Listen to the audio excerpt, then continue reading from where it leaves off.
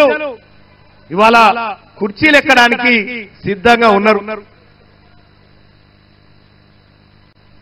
ఒక ఆయన పొద్దుగాల లైవ్ నడుస్తా ఉంటే ఒక ఆయన కామెంట్ పెట్టి నడుస్తున్నా. ఆయన పేరేందో ఉండే, నా ఫోన్లో ఉండే,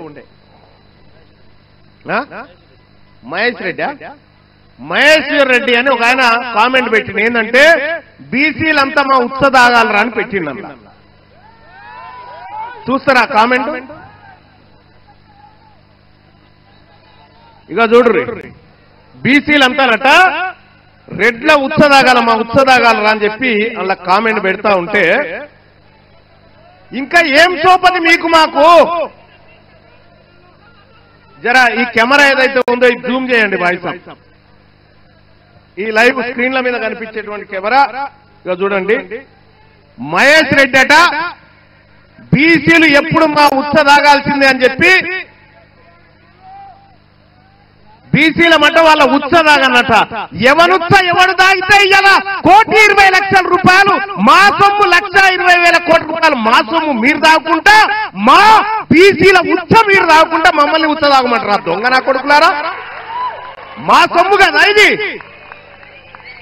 మా సొమ్ము తాగుకుంటా మమ్మల్ని బీసీలకు ఇలా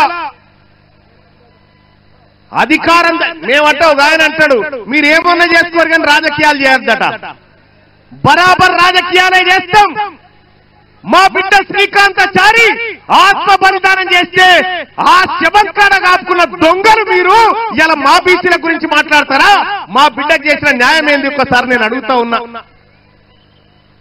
ఏ లెక్కకు ఎక్కడైనా సిద్ధం. తీన్మార్ మల్లన్న లెక్కలు తీసుకొని వస్తాడు.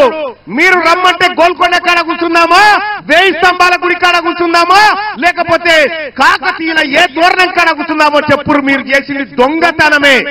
మీకో విషయమే తెలుసా?